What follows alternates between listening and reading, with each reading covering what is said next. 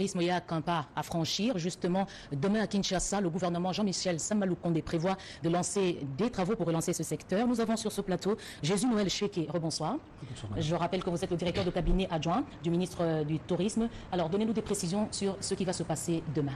Eh bien, madame, ce qui va se passer demain, c'est que le gouvernement de la République va donner le coup d'envoi de son ambitieux programme qui consiste à la réhabilitation et à la modernisation des infrastructures touristiques à travers le pays.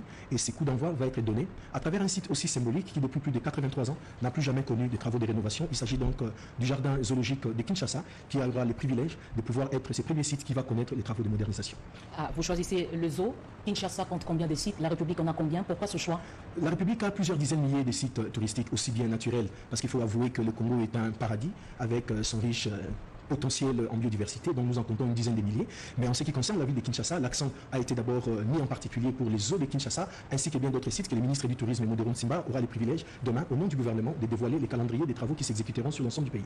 Qui vont lancer ces travaux? Vous avez respecté la procédure d'attribution de marché? Les procédures sont en cours. C'est un ambitieux programme qui va s'étaler sur plusieurs années. Ce n'est pas un programme d'un seul jour. Demain, c'est le coup d'envoi parce que ça va concerner l'ensemble du pays. Mais d'abord, les jardins botaniques de Kinshasa, comme vous savez, madame, jadis, ces jardins faisaient la fierté de la ville capitale parce qu'il est créé en 1938, 83 ans après. Maintenant, ce sont des mariages qui sont célébrés là-bas. Non, là c'est plutôt au niveau du jardin botanique. En face, c'est quasiment, les sites étaient en abandon et quasiment dépeuplés. Aujourd'hui, le gouvernement a réaffirmé cette ambition de pouvoir rénover ces sites et en faire demain un grand complexe qui sera couplé au complexe botanique en face. Les sites vont être réhabilités. Il n'y a pas de route pour accéder à ces sites. Le projet prévoit aussi la réhabilitation. Au-delà de la réhabilitation des unités touristiques des sites à travers les pays, le gouvernement travaille également dans le cadre d'un programme multisectoriel qui aura pour intérêt également la réouverture des routes aussi bien à l'intérieur du pays avec les ministères de l'Agriculture, les ministères des Travaux publics et bien d'autres et celui de l'aménagement du territoire. Comme vous savez, certaines routes des dessertes agricoles conduisent également vers les sites touristiques. Donc il y a un vaste programme en ce qui concerne cela, mais en ce qui nous concerne principalement le ministère du Tourisme. Demain, c'est un grand jour pour la relance et la renaissance du secteur du tourisme. C'est à quelle heure? C'est à 10h. La cérémonie va être retransmise en direct sur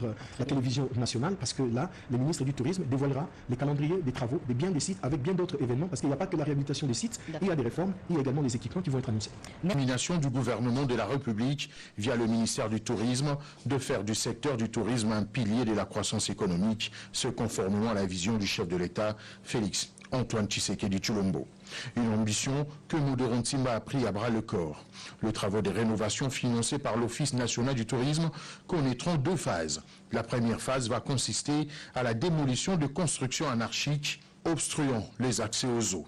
S'en suivra la construction d'un enclos moderne pour sécuriser l'ensemble du complexe, l'aménagement de voies d'accès et portiques modernes, plus la construction d'une nouvelle voie d'accès par Wangata Willery figure dans la fiche technique de travaux.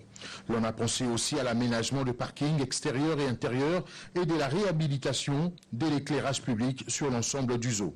La deuxième phase prévoit le réaménagement de cages d'animaux suivant le standard de conservation universelle, c'est-à-dire en mode semi-libre. Le repeuplement des animaux et l'aménagement d'un espace de loisirs et de restauration moderne sont aussi prévus. Ce projet n'est qu'une goutte d'eau au regard des ambitieux projets rénovateurs que veut réaliser Moderon Simba durant son mandat à la tête du ministère du Tourisme. La cérémonie du jour a connu la présence des députés et sénateurs, membres du gouvernement central et provincial, sans oublier les agents